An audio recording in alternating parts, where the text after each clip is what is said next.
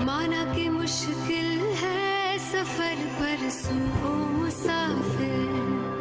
हो कहीं